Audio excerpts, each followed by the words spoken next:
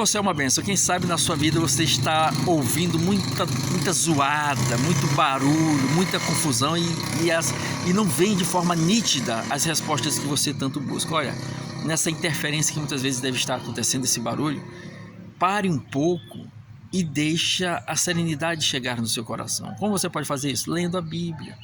Leia a Bíblia, ore e fale com o Senhor, que a tranquilidade vai começar a bater e tudo vai começar a se tranquilizar.